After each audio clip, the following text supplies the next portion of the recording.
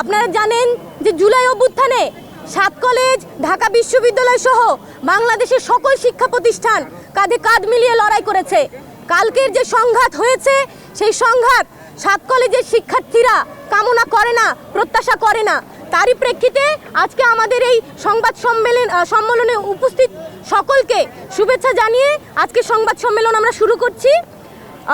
আমি পড়ছি press release. আমাদের 6 দফা দাবিসমূহ গতকাল 6/1/2025 সন্ধ্যা থেকে মধ্যরাত পর্যন্ত নিউ মার্কেট এলাকায় সংঘর্ষের প্রেক্ষিতে 7 কলেজ শিক্ষার্থীদের সংবাদ সম্মেলন। আমাদের দাবিসমূহ: 1,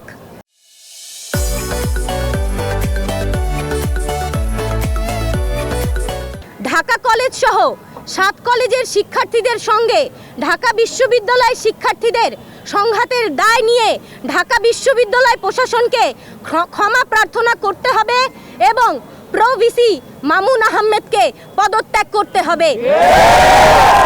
2, ঢাকা কলেজ শিক্ষার্থী রাকিবকে হত্যার উদ্দেশ্যে হামলা সহ ঢাকা কলেজের শিক্ষার্থীদের ওপর নিউ মার্কেট থানা পুলিশের ন্যাক্কারজনক হামলার ঘটনায় এসি, ওসি সহ জড়িত পুলিশ কর্মকর্তাদের প্রত্যাহার করে তদন্ত সাপেক্ষে বিভাগীয় ব্যবস্থা গ্রহণ করতে হবে। 3, ঢাকা বিশ্ববিদ্যালয়ের যে সকল শিক্ষার্থী কর্তৃক ইডেন কলেজ ও বদরুন্নেসা কলেজ সহ 7 কলেজের নারী শিক্ষার্থীদের সম্পর্কে কুরুচিপূর্ণ মন্তব্য ও অশালীন অঙ্গভঙ্গির সঙ্গে জড়িতদের বিচারের আওতায় আনতে হবে। 4, ঢাকা বিশ্ববিদ্যালয়ের সাথে 7 কলেজের একাডেমিক এবং প্রশাসনিক সম্পর্কের চূড়ান্ত অবসান ঘটিয়ে 24 ঘন্টার মধ্যে বাতিল করে শিক্ষার্থীদের দাবি অনুযায়ী স্বতন্ত্র বিশ্ববিদ্যালয়ের রূপরেখা প্রণয়ন করতে হবে।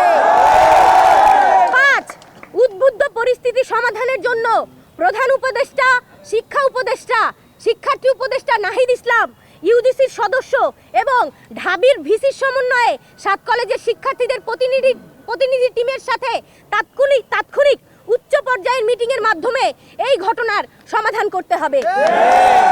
6, ঢাকা বিশ্ববিদ্যালয়ের সংশ্লিষ্ট এরিয়াতে সিটি কর্পোরেশনের জনসাধারণের জন্য উন্মুক্ত করে দিতে হবে। আপনারা জানেন 7 কলেজ 2017 সালের পর থেকে অধিভুক্ত হওয়ার পর থেকে 7 কলেজের শিক্ষার্থীরা বারে রাস্তায় নেমেছে, বলেছে আমাদের সংকট নিরসন করেন।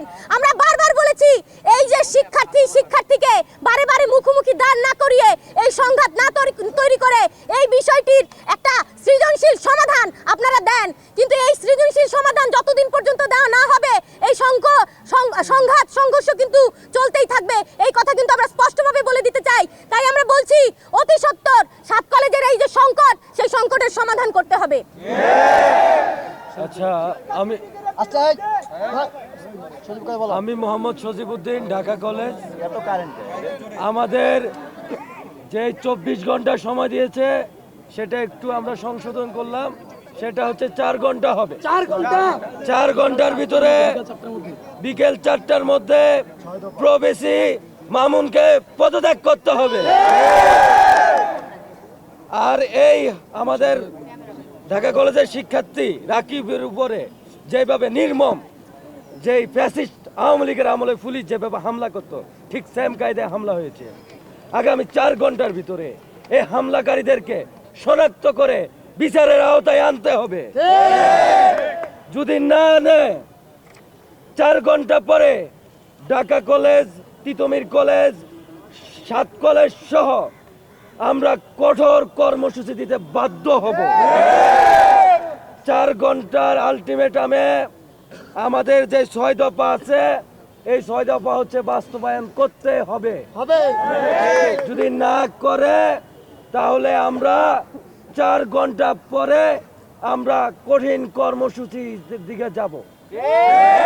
আমরা 4 দিন, 5 দিন কিংবা 24 ঘন্টা বেঁধে দেব না আর। কারণ যখন বৈষম্য 7 কলেজের যে সংকটের বিরুদ্ধে যখন আমরা দাঁড়িয়েছি, তখন ঢাকা বিশ্ববিদ্যালয়ের প্রশাসন আমাদের উপরে লাঞ্ছনা, বঞ্চনা, বিভিন্নভাবে হ্যায় প্রতিপন্ন করে আমাদেরকে আরো ড্যামেজ করার চেষ্টা করেছে। আমরা যখন প্রতিবাদের সুর তুলেছি তখন এই মামুন বাহিনী দিয়ে নীলক্ষেত এই মিরপুর রোডে আমাদের উপর অতর্কিতভাবে হামলা হয়েছে।